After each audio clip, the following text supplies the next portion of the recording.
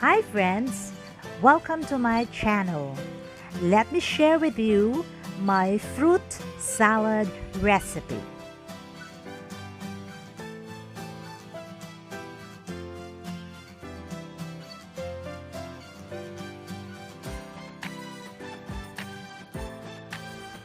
Here are the ingredients.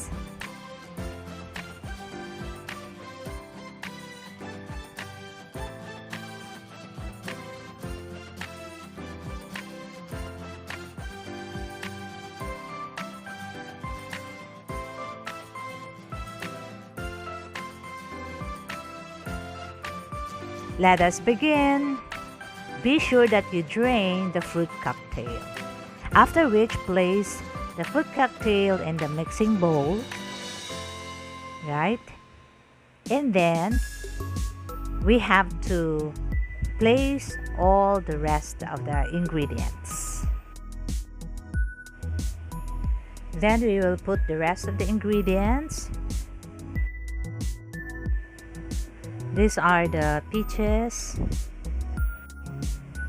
Then we place the nata de coco.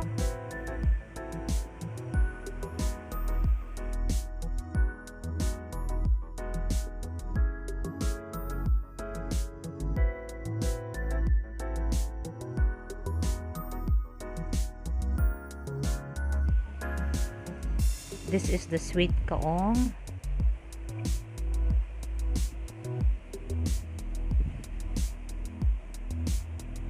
And then the kernels of corn. And then we have to add Nestle cream.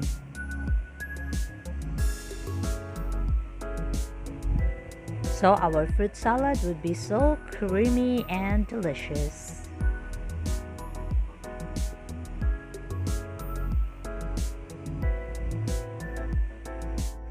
Do you like fruit salad? Or how do you make your fruit salad? Kindly comment below.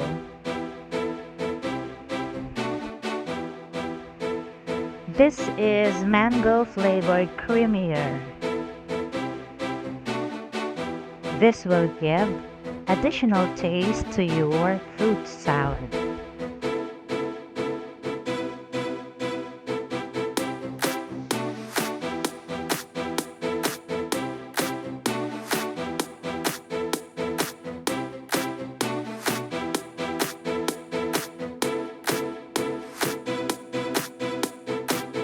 Then we add the condensed milk.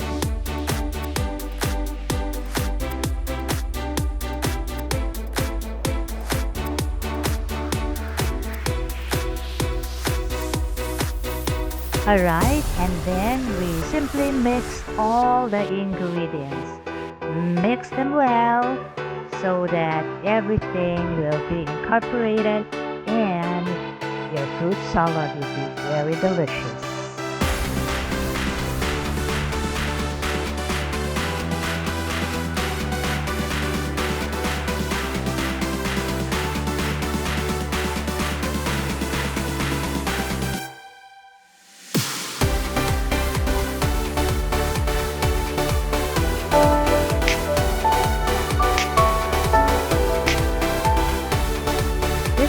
We have to add the grated cheese,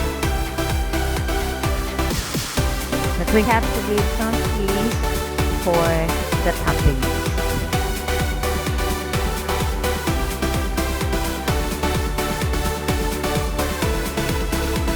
Try this recipe. I'm sure you will love it, especially the kids.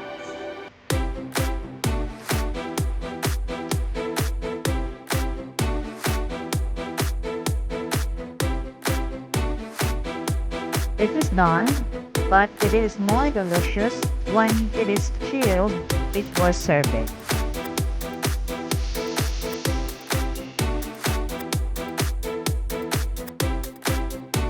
Time to eat. Thanks for watching.